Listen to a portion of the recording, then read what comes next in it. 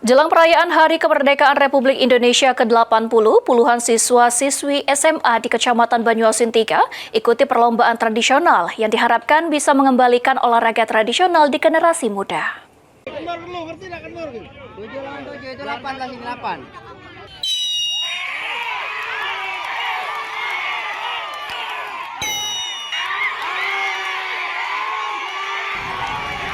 Olahraga tradisional enggrang, bakiak, dan tarik tambang kembali dikenalkan kepada siswa dan siswi tingkat SMA di Kecamatan Banyuasin 3. Puluhan siswa dan siswi sangat semangat serta antusias mengikuti perlombaan dan memberikan dukungan kepada teman yang sedang berlomba.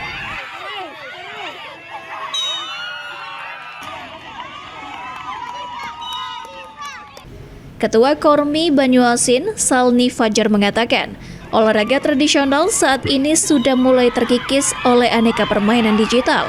Dengan adanya kegiatan olahraga tradisional ini dapat kembali mengenalkan permainan dan budaya lokal di Indonesia kepada generasi muda. Oke, salaman dulu. Pertama, kami dari pengurus Kormi dipercaya oleh Bupati, melalui Wakil Bupati, melalui Sekda, dan panitia besar Pemkab untuk menyelenggarakan olahraga tradisional. Sebenarnya olahraga profesional juga ada. Kormi ini membawahi olahraga tradisional, maka hanya baru 4 hari ini kita laksanakan olahraga itu. Olahraga apa saja, Pak, yang sekarang? Pertama adalah tarik tambang, yang kedua enggrang, yang ketiga bakia, dan yang keempat adalah bola kasti. Sebenarnya olahraga tradisional itu banyak, tapi kita hanya baru mampu melaksanakan 4 inorga ini. Harapannya semoga olahraga tradisional dapat membooming di Kabupaten Banyuasin.